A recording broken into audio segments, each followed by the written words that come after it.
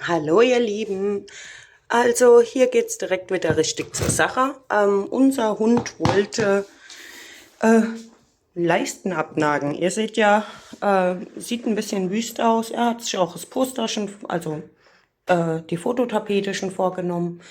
Das hier ist der letzte Raum, wo wir den Fußboden noch nicht getauscht haben. Wie ihr sehen könnt, vom Vorbesitzer katastrophal, alles kaputt. Ja, ich wollte die Leisten rausnehmen. In der Hebeltechnik, das könnt ihr mit dem Brecheisen oder mit dem Zimmermannshammer schön machen. Allerdings ist hier dasselbe Problem wie in den Räumen daneben. Ich zeige es euch mal. Hier hinten dran. Die Mauer wurde auf die Grundmauer aufgesetzt. Dieses Problem haben wir leider Gottes in jedem Raum in diesem Haus gehabt, dass auf die Grundmauern nochmal Mauern aufgesetzt wurden mit einem riesigen Hohlraum. In der Küche waren das doppelte Wände, wo davor gesetzt wurden, was den Rauminhalt enorm eingeschränkt hat. Mir bleibt jetzt nichts anderes übrig, als mit dem Akkuschrauber und den passenden Torx aufsetzen, weil das Torx-Schrauben sind, Leiste für Leiste abzuschrauben. Irgendwie dachte ich aufgrund dessen, dass unser Hund schon eine abgerissen hat, seht ihr hier, dass es ein bisschen leichter geht. Also war wohl nix. Sprich, ich schraube jetzt Leiste für Leiste ab und schmeiß die Dinger weg und werde dann den Boden ausreißen. Mal schauen, was sich darunter verbirgt. Das mit der Wand ist ärgerlich, aber ich finde es nicht schlimm, weil hier hinterm Bild grenzt unser Badezimmer an.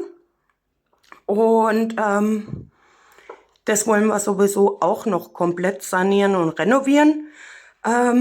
Und diese Mauer hier wollen wir eh rausnehmen. Das heißt, dieser Raum wird insgesamt sowieso noch mal größer. Trotzdem ärgerlich, weil ich muss euch ehrlich sagen, aufgrund dessen, hier läuft auch eine Stromleitung lang, hätte ich niemals gedacht, dass diese Wand auch noch aufgesetzt wird. Sie hat auch nicht hohl geklungen. Klar, jetzt hört man's. Aber man sehe man Stau, ne? Mal schauen, was sich hier unten drunter noch verbirgt. Ich werde jetzt erstmal die Arbeit machen und dann gucken wir gemeinsam weiter. Bis gleich. So, nachdem die Leisten erstmal ab sind, konnte ich ein paar Stücke vom Boden entfernen und darunter, man sehe man staune, verbirgt sich ein alter PVC-Boden. So, jetzt mache ich erstmal den Rest und melde mich. So, und da sind wir wieder. Wie ihr sehen könnt, hat sich ein Hartholzfußboden drunter versteckt, unter dem PVC. Ja, irgendwie in den letzten Jahren wurde an diesem Haus drauf. Was gefällt mir nicht, oder ich habe gewutzt, wie da hinten, als sie diese Regipsmauer scheinbar gestellt haben und haben dann einfach noch einen Boden auf den Boden geklatscht. Ehrlich gesagt, ich fände es richtig schön. Noch ist es eher ein bisschen erschreckend.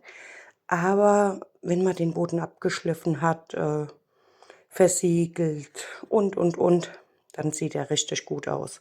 Das werdet ihr im anderen Video sehen. Jetzt gleich müssen wir hier noch ein bisschen umstellen und dann zeigen wir euch das Bild, wie es letzten Endes geworden ist.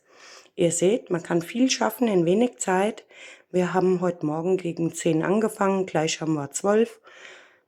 Es ist kein allzu großer Akt und es lohnt sich.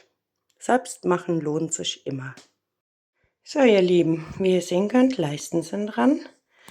Untenrum, wo die alten dicken Leisten waren, habe ich jetzt mal noch gar nichts gemacht. Das kommt im Extraschritt, was Leisten angeht, weil die Gärungssägen, das ist ehrlich gesagt ein Timo sein Metier. Der Boden ist jetzt erstmal freigelegt. Ich habe ihn geschrubbt wie verrückt, aber wie ihr sehen könnt, hier hinten zum Beispiel, da waren ja die ganzen weißen Betonspritzer und Gipsmasse und Gott weiß was und Farbe. Ging super mit so einem Küchenschruppelschwämmchen weg.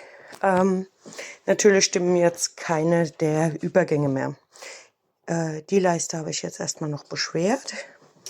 Die hier ist gut geworden, aber der Boden an sich sieht einfach toll aus. Also der Raum an sich wirkt schon komplett anders. Ich muss ehrlich sagen, wir haben uns lange gewundert, warum stinkt es hier. Das war der PVC-Boden drunter, beziehungsweise ja, der alte Boden an sich. Ich weiß nicht, was da die Vorbesitzer gemacht haben, aber es war schon ganz schön eklig. Naja, ich bin mal gespannt, was ihr sagt. Ich hoffe, es gefällt euch. Es war, wie gesagt, keine große Arbeit. Einfach auch viele Kleinigkeiten, die aufgehalten haben.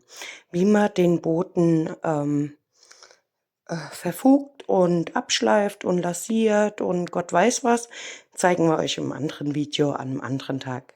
Okay, habt einen schönen Tag und bis bald, ihr Lieben. Tschüss.